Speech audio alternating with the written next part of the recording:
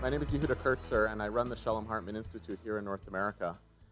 I came to the Institute 4 years ago, which means that in the scheme of things, I had very little time to study directly with David Hartman, and a lot of the Torah that I've learned from and about David Hartman came to me secondhand, through books, through students, and through the osmosis of being in an institute that he created. But one of the what it means is that a lot of the best bits, the best lines, are secondhand. Maybe they're right, maybe they're wrong, but they've been developed as being the good stuff over time. Incidentally, that's a good way to think about the oral tradition in general. One of the lines that that's well associated with David Hartman is never mistake Judaism for what the Jewish people do. And Daniil, I think what you put on display tonight is something that really stands out for me as a core feature or a core value of the Torah of the Hartman Institute, or at least what it aspires to be, which is that fundamentally the study of Torah, the engagement with ideas, always needs to be an act of imagination in which we think about what it is that Judaism is supposed to say to the world, think about what values are supposed to be at play from our tradition, never be arrested or held back by the behavior that's modeled by our co-religionists or those who we are in dialogue with, and never allow Judaism to simply be the life and practice as it's behaved by those who are holding it down, and to always let the study of Torah and the engagement with ideas be an act of imagining what Judaism is supposed to be. It's a thrill to work in an institute where that is not only a feature of the Torah that we try to teach, but the core activity that we try to do, in which we stop and say, what should we be doing tomorrow to deal with a question that the Jewish people is asking that we're not doing today? And what are the ideas that the Jewish people need to confront and think about tomorrow that will exceed where we are as a people today? The challenge, of course, is that whenever you engage in this work of imagination, you can't lose track of the fact that if you are trying to not only imagine a certain possibility of what should be in the world, but trying to bring it about, that you have to actually imagine the change process as well. Simply fantasizing that Judaism should be X or Y, that if we go back to the core of our ethical vision for what we want to have in the world, that we actually have a language that makes that possible.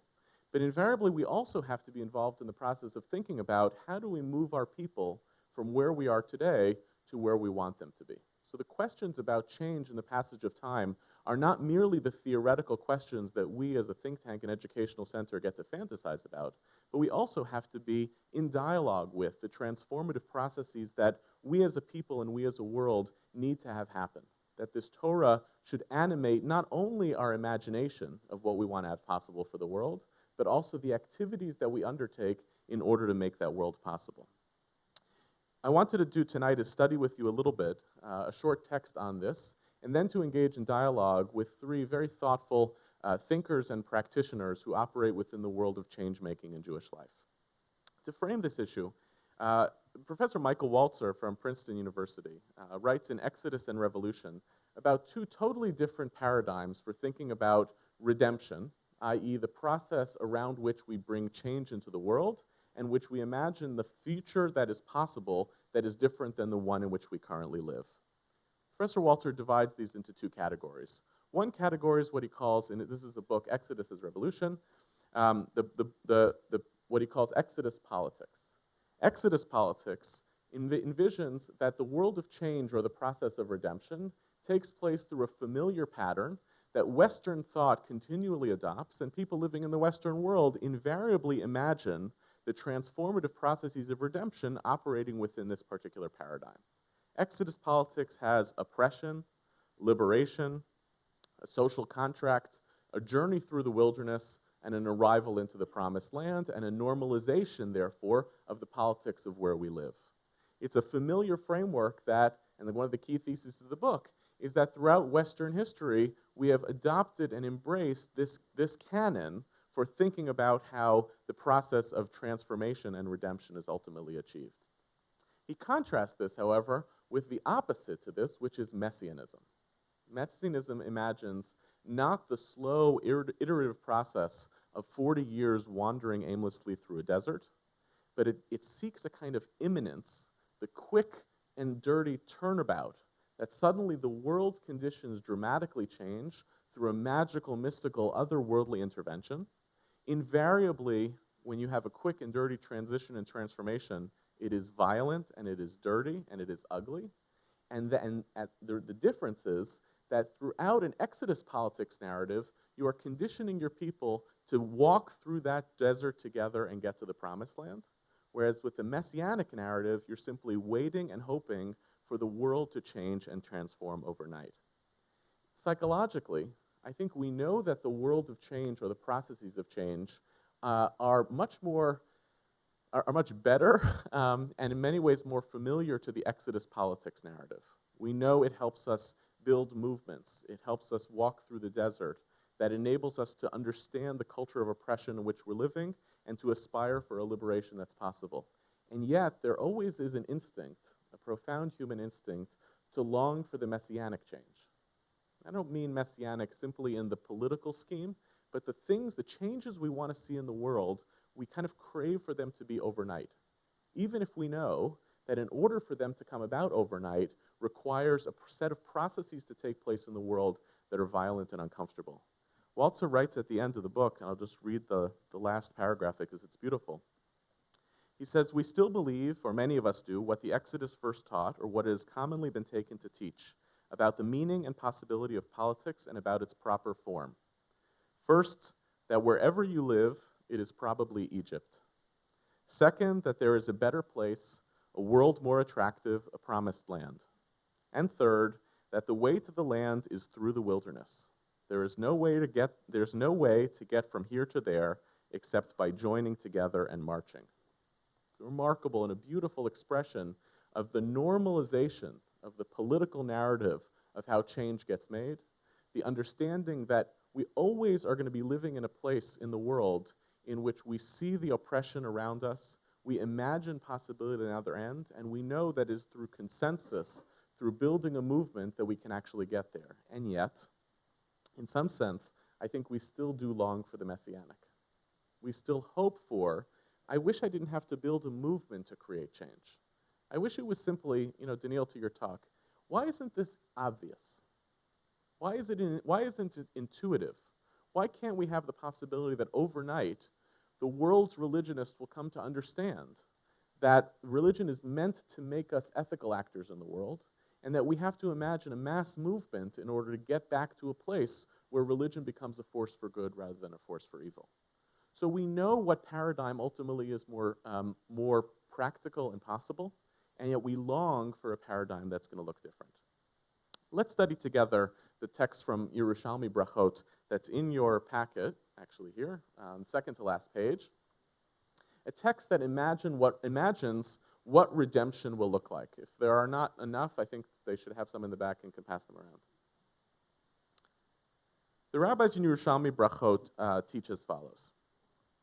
Rabbi Chia Rabbah and Rabbi Shimon, son of Chalafta, were walking in the valley of Arbel at dawn, and they saw the morning star at the crack of dawn.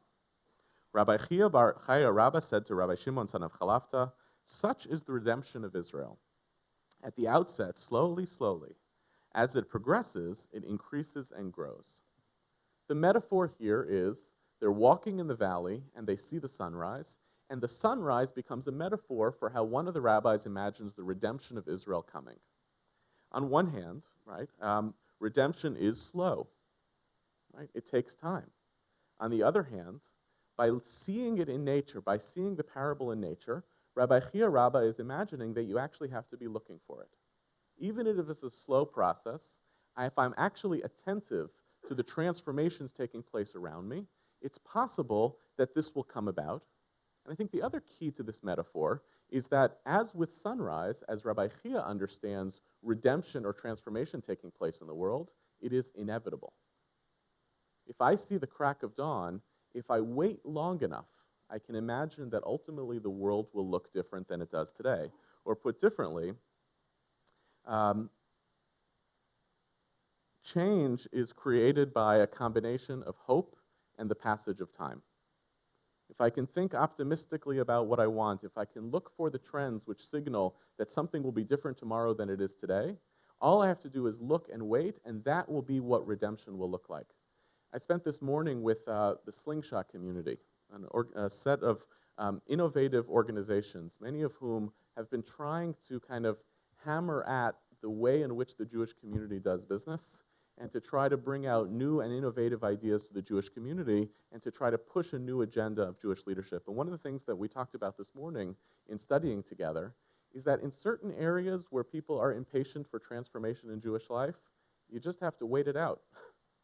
There is a certain amount of just lifespan of individuals and institutions which will invariably make possible that something different will appear in Jewish life in 20 or 30 years than it does today.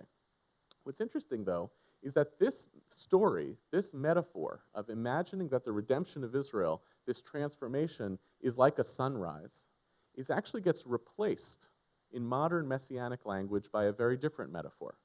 The metaphor that religious Zionism picks up on is not the metaphor of the sunrise, but the metaphor of planting.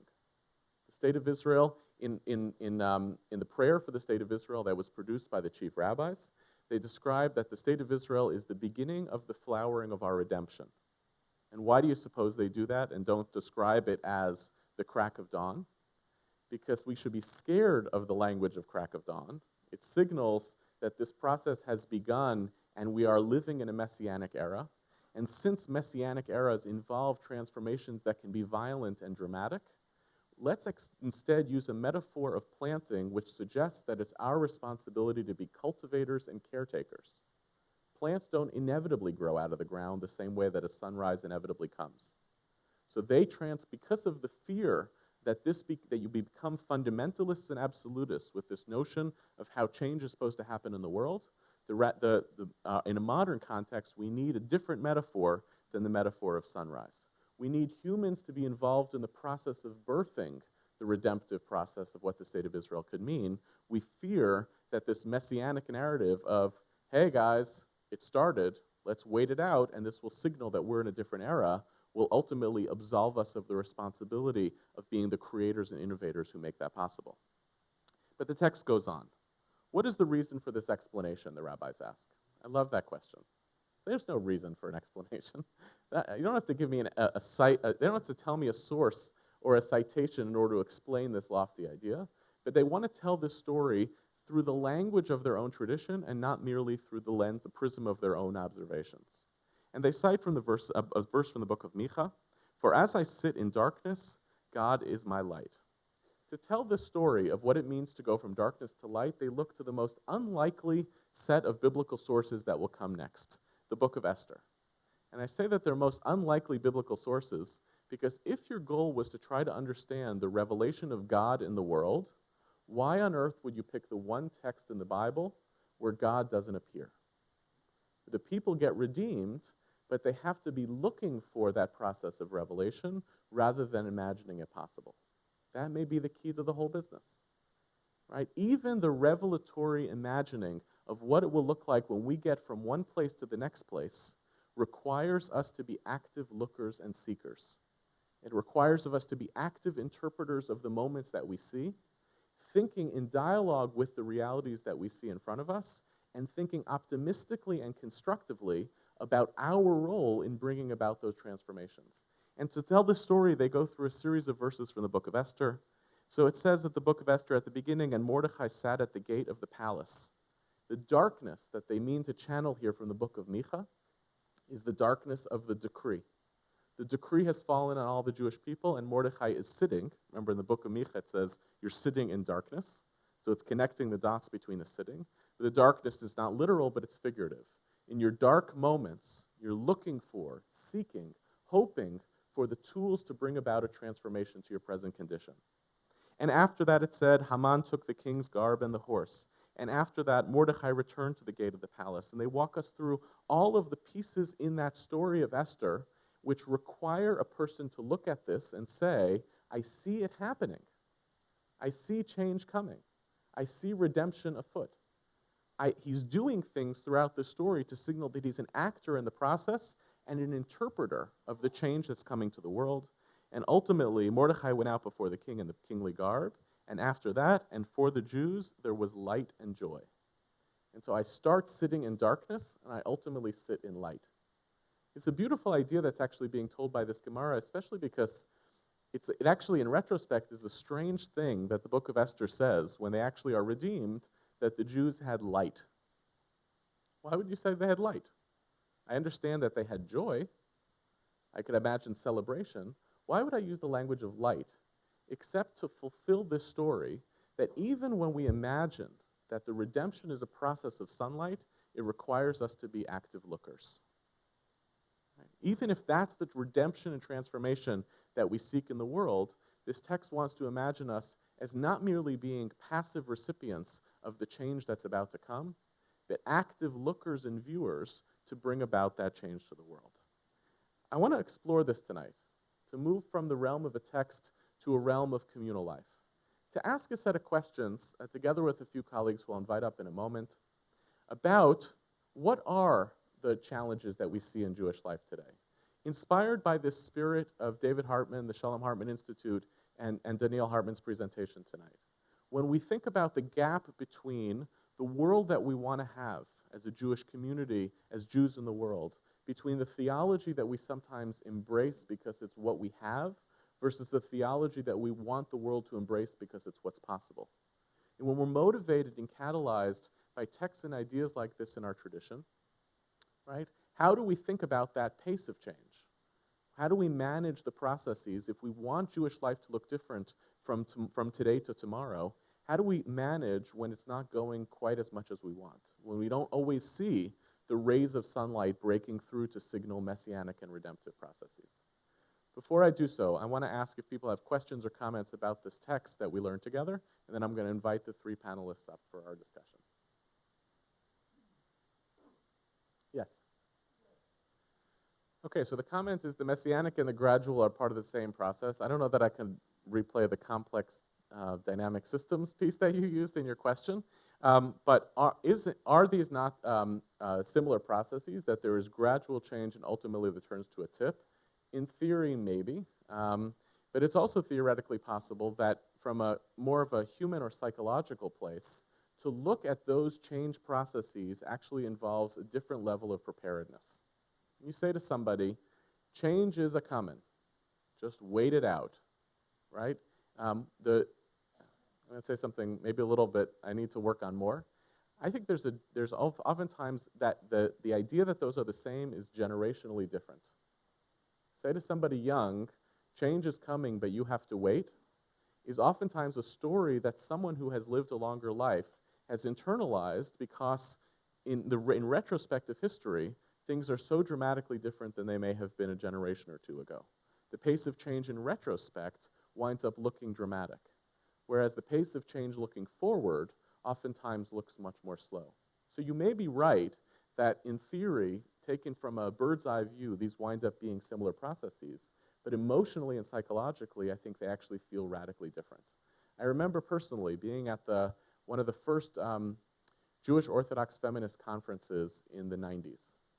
And one of the palpable tensions in the room then, which ultimately became an accurate story for how feminism would become an animating force in Orthodoxy, was, how fast is this supposed to happen? Right? Where you had folks in the room who were ready tomorrow to move forward with the ordination of women, for instance, and you had folks in the room who said, let the processes materialize as they will transform, and that will be the only way to ensure that this process moves forward with health and stability and a psychological consciousness. Now, is it true, in retrospect, that those processes involved both a transition of time and then ultimately a tipping point moment? Yes. But to live through a period of change is to imagine that you're on one side of either a slow and iterative process, right? Create the conditions for this to be possible, or in a messianic process where you want change to happen overnight. Yes? Great. So the two questions, I'm going to hold your question for our panel. One of your questions is, how do we choose what we're going to change? And the second question is, do we have the patience to wait? And to me, that's a good transition moment. I want to call up three colleagues. I'm going to move over here. Three colleagues, friends, and incredibly thoughtful and reflective, both innovators, practitioners, and people of ideas. Rabbi Joy Levitt, who you heard from before, the executive director of here at the JCC in Manhattan. Rabbi Asher Lopatin, the president of Yeshivat Chovevei Torah, the Open Orthodox Rabbinical School. and my newest colleague, and newly minted Dr. Elana Stein Hain, Director of Leadership Education here at the Shalom Hartman Institute of North America.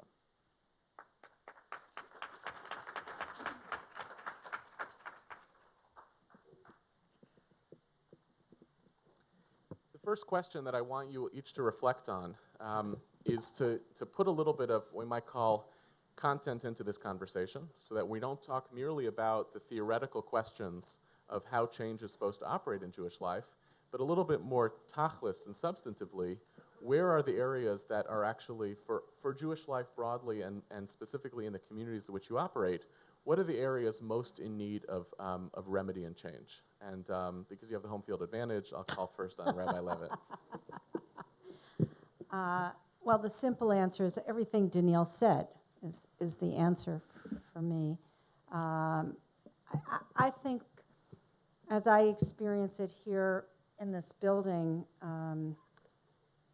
that was a profound statement about secularity. You know, David Hartman really animated the mission of this building when he told one of our founders, you know, make sure this isn't a gym and a pool. And in fact, there is a gym here and there is a pool here. But I don't believe that anybody walks into this building and says, you know, what I really don't want is meaning in my life. So this whole idea of this polarization between secularity and religious life, I think is highly problematic and largely untrue for people. And yet, I think if I were to identify the two areas that are most in need of change, the first is an elevated appreciation for the purpose of Judaism. It starts with a certain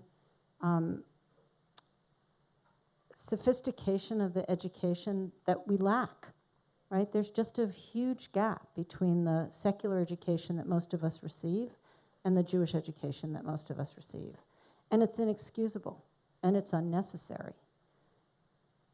And I think it leads people to either decide to be Jewish for the point of being Jewish or to reject it. And I think that is a major issue. And the second, I guess I would say, is that we're doing a really terrible job welcoming people into Jewish life. And that's true for Jews, but it's particularly true for people who wish to be Jews or wish to live in Jewish life. And I would identify that as a really serious problem. First of all, it's just such an honor to be here and to be in the presence of the continuation of the tradition of David Hartman, and to have learned from both David and Rabbi Daniel, and continuing to learn from the growth of scholars in the Hartman Institute. It's a great honor. I think that the thing that needs the most change is a culture of fear, that people are afraid to speak up. And I think it actually hits all movements. I feel it most, I think, within the Orthodox movement, but I don't think it's limited to Orthodoxy. And I think I see it all the time, and I see that it grows, that people who fear when they're young because they're afraid of what their teachers will say, or supervisors, or when they're junior rabbis or assistant rabbis, what their senior's going to say. Tragically, it continues. It grows on itself. It's sort of like Vayachbed Lev Paro, that Pharaoh's heart became hard after he hardened it himself, that people get into a rut of fear and not being willing to speak up. And I find that that's something that culture needs to change. There needs to be a culture where we support each other. When we say things that aren't fully thought through, things that aren't as maybe even politically correct within our culture, whatever that means for the different cultures that we're in, Jewish cultures we're in, that people encourage us to speak out, and people say, it's okay, don't be afraid. So that's the first thing I think that needs to change radically. The other thing is, and it reflects a little bit of what Rabbi Joy was saying, is I really want people to try to connect with each other more. It also touches on really what Rav Daniel was saying, that I don't find that there's enough of a desire of different people to connect. When you go on Shabbat and you walk down the street and you look at people and you know they're Jewish or they're and you say Shabbat Shalom. I mean, people that you don't know, where does that happen? And I try very hard in Riverdale. We're in Riverdale, and it sort of happens a little bit. Riverdale, you can at least get their attention when you say Shabbat Shalom, and they'll say Shabbat Shalom. In Manhattan, it's very hard. In Israel, it's impossible. When I was walking in Israel, the one person on the Tayelet was an Arab, and he said, I don't know what he said, but he greeted me at least. There was a connection there, and this desire it's so important, this connection, and I think that somehow we've lost it. We don't have this desperation for connection. So that would be something, and we are so desperate, we are so needy, we do need to make that connection. That would be something that I think has to be changed. And of course, it has its application in pluralism and in interdenominational dialogue and all these kind of things, but at a very basic level, it's just looking at each other and saying hello. And I know I'm not crazy because Oprah Winfrey is sort of running a campaign to try to get complete strangers, when you see someone in the street, to say hello. And if complete strangers are doing that, then I just wish the Jewish people would feel that need and would really make the sacrifices that are necessary to connect in that way. I understand, by the way, that in Eastern Europe they pay people to come to services. Maybe in Manhattan we should pay people to say Shabbat Shalom when we know you're coming. We'll work on that. It's just so great to be here. Before I answer the question, see familiar faces, sit on a panel with two people who I think without exaggeration I can say have been in Jewish communal work since my bat mitzvah. Thank you. It's really a pleasure. That wasn't an ouch for you. That was an ouch for me. But I think there are so many things that need to change in Jewish life. I think my top of the list, and the short list, was modern Jewish family values, which includes everything from the chained woman phenomenon of aguna in certain corners to work-life balance among people who work for the Jewish community, whether as rabbis or as leaders of other kinds, which I think we're not modeling very well for the community at large. Also on my list, of course, was the price of yeshiva day school tuition for those who want to pursue that. Also on my list was discussing Jewish education and forging communities around Jewish education as opposed to merely geographical location or ritual per se, which is actually why I joined the Hartman family. But the top of my list, I would have to say, is just that we all live in our echo chambers. Our Jewish communities consist of the 100 friends on Facebook who agree with us and are incensed by the same exact things as we are incensed by. And the people we talk to around our Shabbat tables are the people who are on the exact same team as we are, because it's become teams. And I think, it's fascinating. We have a concept in our tradition of lo titgodedu, that we don't want to become fractious. We don't want to become factions. Lo teasu agudot. Don't become factions. And the big joke is that in the Talmud, there's a discussion as to whether it's okay to have two courts in the same city who disagree with each other. And it's a machloket, it's a debate, whether that's permitted. At the end of the day, Rava says that that's permitted, and the reason he says that's permitted is because he assumes that they at least talk to each other. And we today have a situation where we have our agudot, not in the technical sense of the term. Yes, we're all Jewish, we all have some sort of common thread somewhere, but we don't even talk to each other. And that's not just a matter of denominations. That's intra-denominationally. And I think that is a real problem going forward. And I think everyone senses it on some level. It's interesting trying to pick up some shared threads in terms of what was discussed. Asher and Elana both talked about what seems to be an emerging polarity between Jews, which, whether it's symbolized by People don't even look each other on the street, which I think is a metaphor for something beyond that. And Elana, your language of polarization and the interesting way in which social media, which intends to connect us, actually continues to isolate people to different ways. I'm curious, Joy, whether you see this too, whether you see where you see challenges in the communal breakdown. And partly I want to ask you this because you house a institution for and of the Jewish community broadly construed, and whether you also see these issues or whether there are spaces in Jewish life that make possible what Asher and Elana see as being so problematic.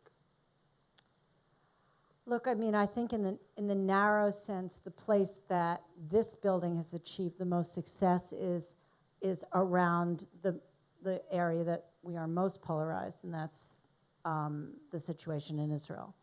And what we've learned is that when you're respectful and you bring in serious folks to talk about it, people actually have a very high capacity to listen to one another. It has to be set up well. So I feel like we stepped into a lot of trouble in the early days of this building, but that we've actually grown to help one another have that conversation in a really, really respectful way, and I'm really proud of it.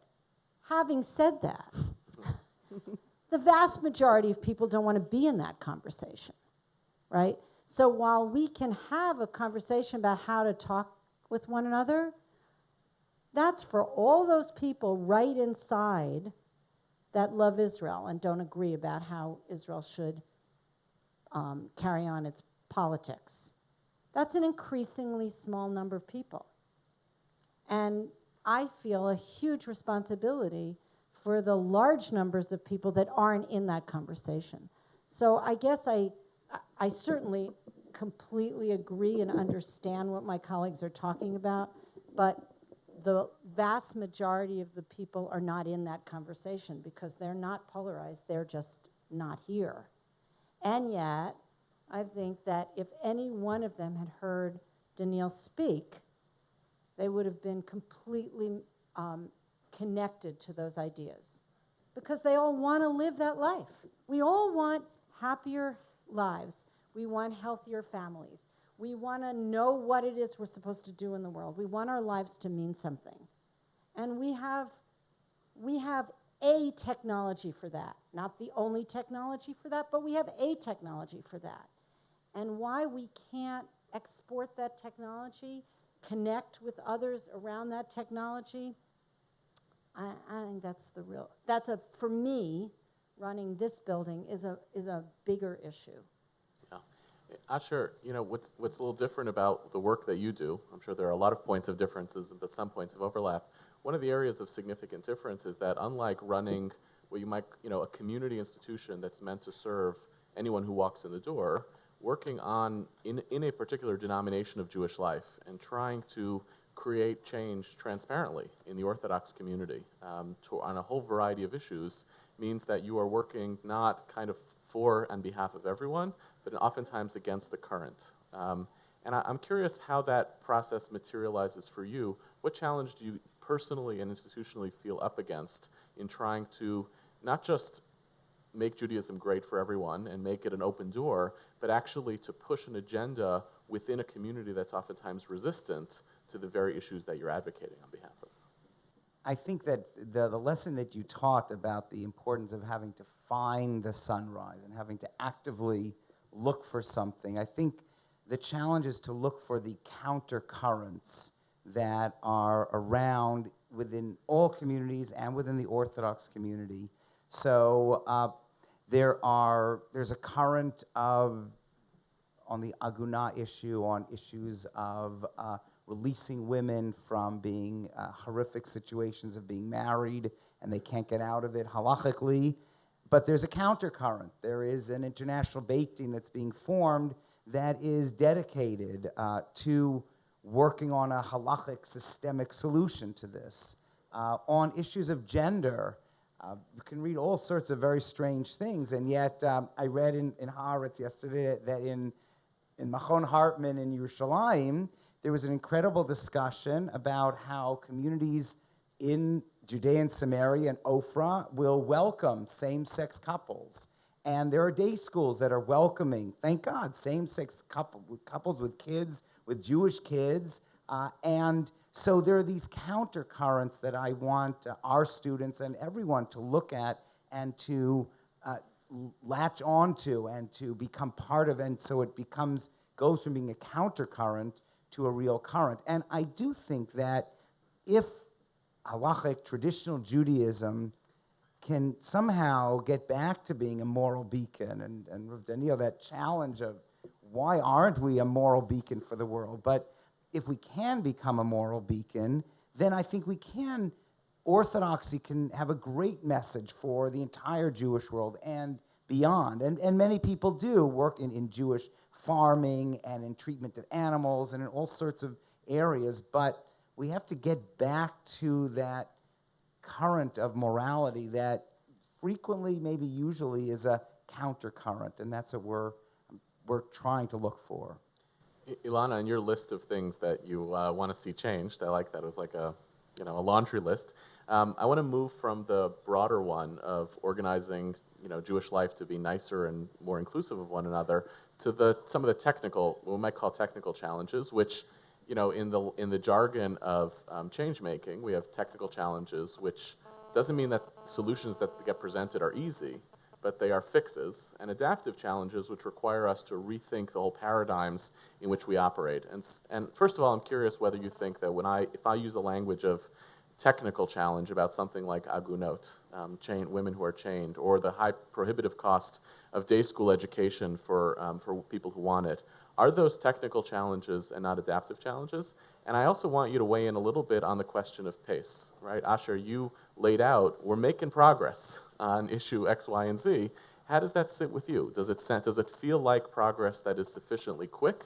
And just to add one more question to that, what happens, how do you manage psychologically in a community where there's a gap between the pace of change where some people expect and where the leadership is prepared to go? Okay, so I'll just take the next 30 seconds and answer those 3 questions. It's fine. Technical versus adaptive. So let's talk about technical versus adaptive. The source that you cited from the Talmud Yerushalmi is an amazing source for many reasons. But one of the reasons is, you pointed out that it was the book of Esther that was used. Maybe because the name of God is not there and you have to find it. But maybe it's also because that's a highly political book. And anytime you talk about change, you cannot ignore politics. And politics includes everything from money to what people are saying about each other behind each other's backs and who's going to lose jobs over what decisions. So I actually think that as a result of that, all technical challenges are adaptive challenges. I think, for example, let's take the example of the formation of an international Beit Din for Agunot. What's going to happen, just in my short 33-year life, what I've seen thus far, what's going to happen is a Beit Din is going to form. They are going to make their decisions. There are going to be people who smear the people who made those decisions, who refuse to recognize the decisions that were made. And sometimes that will be for technical reasons, and other times that will be for adaptive reasons, shall we say. So I think that all technical challenges, when you deal with a community, are adaptive challenges. And the same for yeshiva day school tuition in a completely different way, in the sense of where do we want to put our money, how much onus do we put on individuals, to pay for the cost of their own day schools, how much do we want to actually pay teachers. These are not just technical questions, these are adaptive questions. So creating super funds, that's not really the response, that's a Band-Aid. It's an important Band-Aid, but we need to adapt in terms of the way we think about education, as you said before, and the significance of education, whether it's in the day school model or the adult ed model. We need to adapt the way we think about it.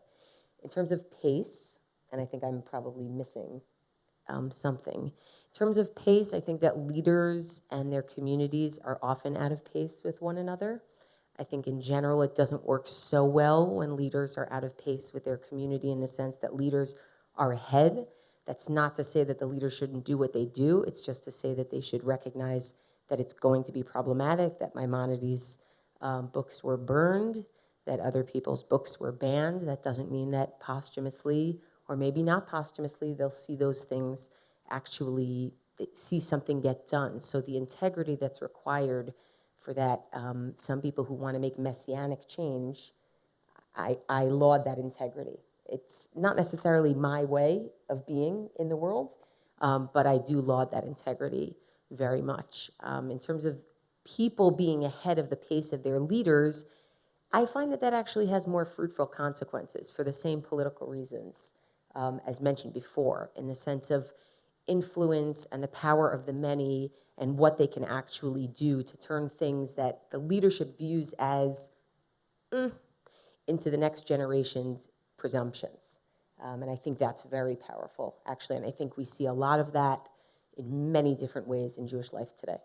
You know, Asher, you alluded to the culture of fear and what people can and can't say in and behalf of the Jewish community out of fear that either paints them in a certain way or it invites a certain response. Joy, you referred to some of the politics on speaking about Israel in the Jewish community and what you've been able to do, get into some trouble, but get what you've been able to do to create a consensus around our ability to speak in a more sober, honest, and yet constructive way about being in a relationship with Israel. And Elana, you alluded to this too, when you give the example of books burning in one generation, what you're basically saying is, people will burn your books, but write the truth and get it out there and let history be the judge.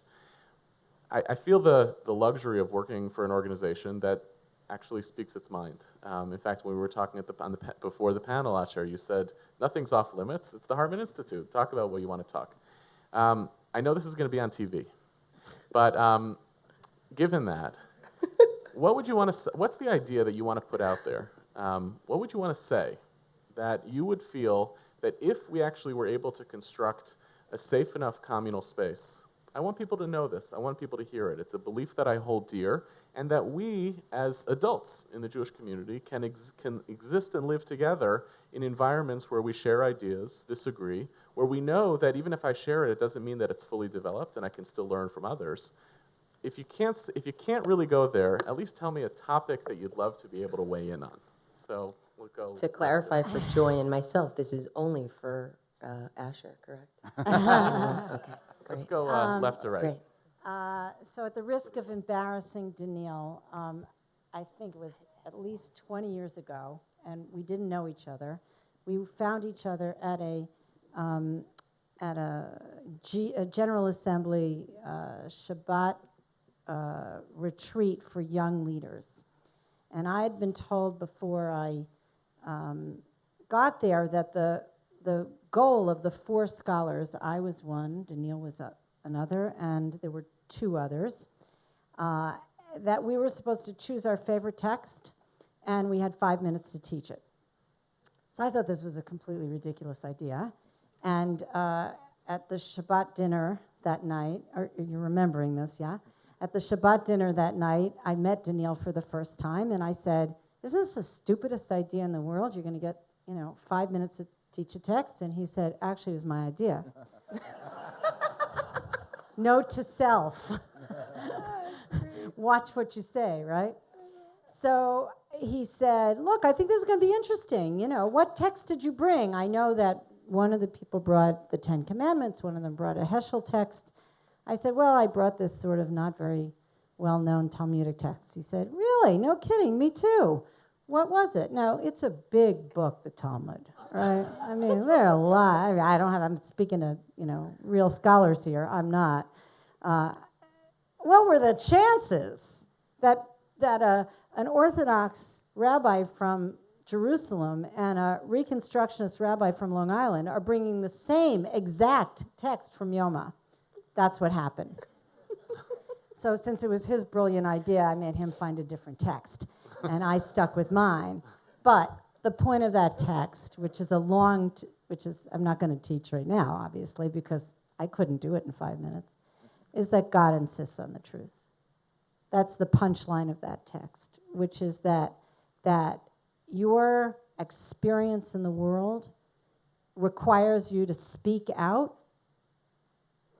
You don't have to worry about what happens later. It's actually whatever it is that that is the intersection between honoring the past and protecting the future, which is to say cherishing this moment, this experience that I have. I have to be able, and I really so admire your work in this, I have to be able to say, this is my experience, and feel like I'm in a safe world because I come from a tradition that's punctuated with the notion that God insists on the truth. I think I would like to emphasize how much different people need each other. And it sounds very easy, very warm, fuzzy, but I think it pushes that. This Friday night, I spoke at Park Avenue Synagogue, wonderful synagogue, and the services were very different from the Orthodox services I'm used to. And there was music, it was just a very interesting, beautiful service. I think we have to push each other to embrace our differences, Israelis, Palestinians, Jews, Muslims, Christians, Orthodox, non-Orthodox, observant, non-observant. We have to, where it's most uncomfortable, we have to find ways within halakha. We have to find ways of coming together, of seeing each other's synagogues, of seeing each other's study halls, of finding a halachic way, and you can do it, and I can give you ways of looking at a church, looking at a mosque, seeing how Muslims daven, all these mixtures to really say that it's going to make me a better Jew, it's going to make me a better person, and I really just want to push for that. I think I have more than one secret probably to share, but I'm just gonna go. I think I'm gonna go with. Can I go with two? Overdo it rather than underdo it. The first is it's not a message about Jewish life. It's a message about what should prompt us to look into our secrets, which is when I had my son 4 years ago. All of the questions that you're asking about sometimes living in a community where I feel like the pace is sometimes out of step, those questions became very, very real for me because it was no longer about what I could tolerate and what I could do. It was about what I want to teach my child.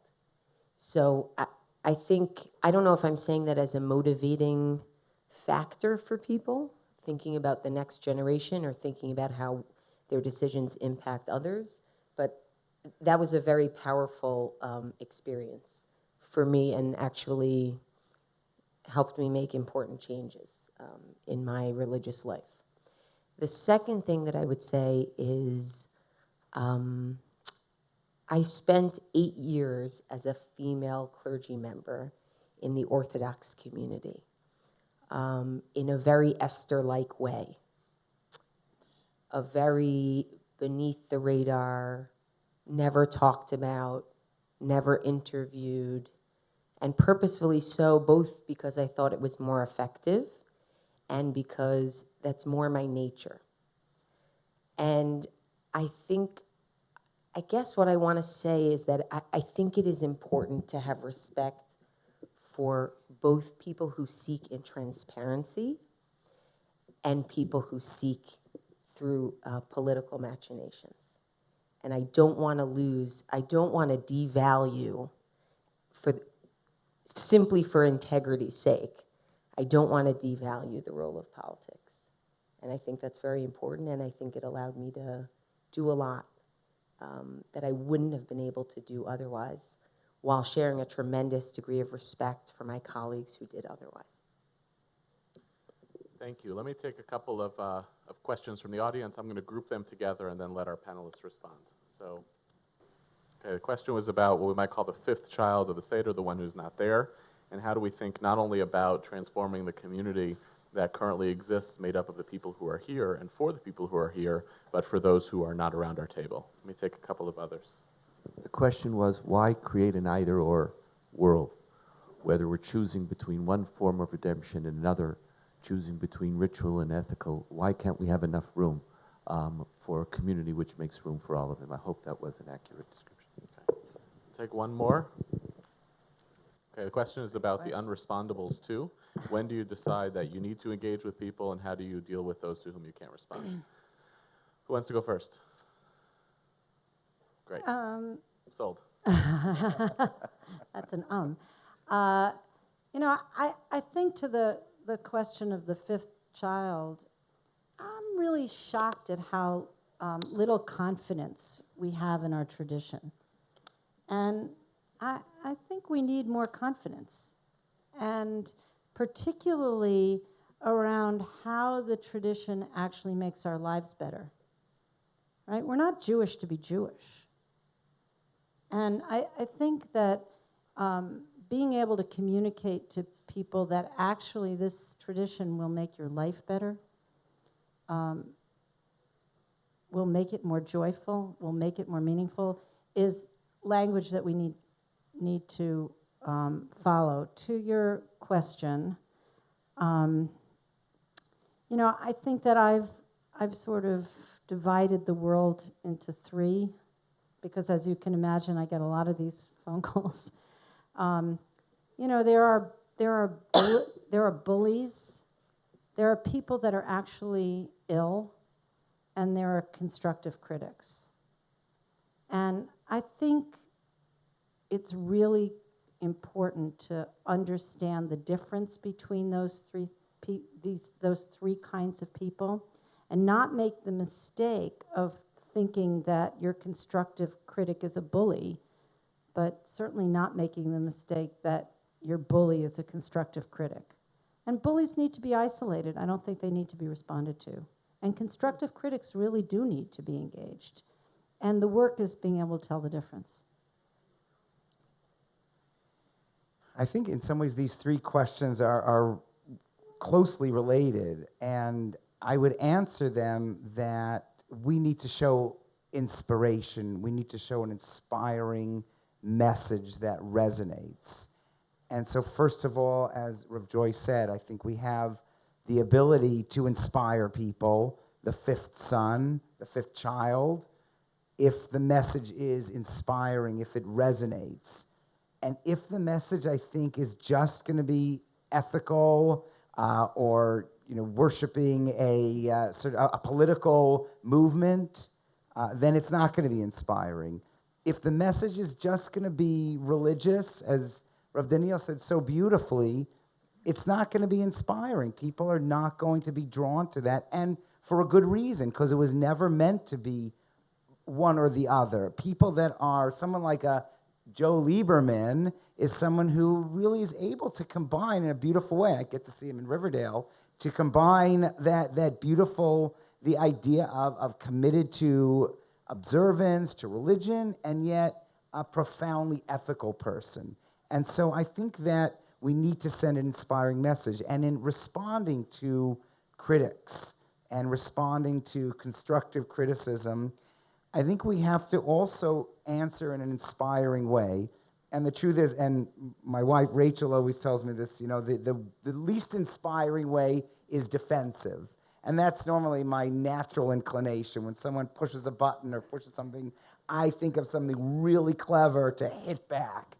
And that's not inspiring. What's inspiring is taking in the criticism and responding. I really don't believe in saying no comment. And I've told some of the people in our inner circle, says, why do you have to answer this reporter or that reporter?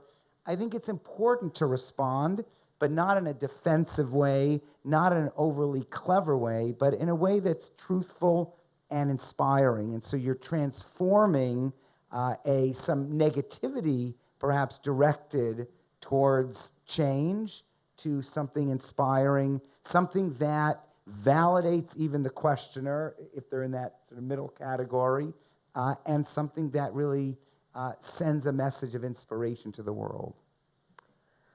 I think I would change the fifth child question. I think the symbolism of why isn't this child at the Seder is exactly the problem. Meaning, where is the child? So let's go be where the child is. But I was talking to a group of people in LA about generation gaps, and a couple turned to me and they said, well, so what would you do if your child chose or a different path, a different Jewish path, I would say, well, I would say to her, I would say to him, I would say, why don't you tell me what your path is? What's meaningfully Jewish to you? And let me come to your synagogue. Let me experience that with you. Let me sit at your Seder table so that you feel like the host, and let's see where that goes. I think our paradigm, I think we need to shift the way we think about the paradigm and find out where they are as opposed to where they aren't, and go be guests at their table and see what that feels like. That's, in humble opinion. I would say in terms of, I think it was Rabbi Sachs's question, if I can see you well enough. Rabbi Melvin Sachs, it's good to see you. Is there room for everyone? Of course there's room for everyone, but there's only room for everyone who's willing to sit at a table with everyone else, right? Meaning there are people who wouldn't enter this room for various reasons, and I think, to get to Daniel's question, that's very difficult. That's very difficult, and the only way you can reach those people is through some sort of second hand, third hand, but I think anyone who wants to respect other people at the table or in the room should be in the room. And I think everyone up here thinks that, if I'm not mistaken, but I get that sense. And then Daniel, to your question, I think that both Joy and Asher, I agree with what they said. The only thing I would add to you is when you're thinking about responding, don't respond right away. Just take a long time to reflect and see what this is indicative of. I want to thank all three of you for being here tonight and for responding to this, and for together, collectively, modeling and creating a space where honest conversation is possible so that we can create a kind of consensus of the sober. We would be pleased to send a complimentary DVD of this program to anyone who wishes to support Shalom TV with a tax-deductible gift of $36, double chai or more, to the nonprofit organization Jewish Education in Media. Simply visit the Shalom TV website homepage and click on the Donate button to make a donation by PayPal or your credit card. And please indicate the program for which you would like a DVD. Or you can send your tax-deductible check made out to GEM, Post Office Box 180, Riverdale Station, Bronx, New York, 10471. And again, please remember to indicate which program you would like to receive on DVD with our compliments. And we thank you for your kind support.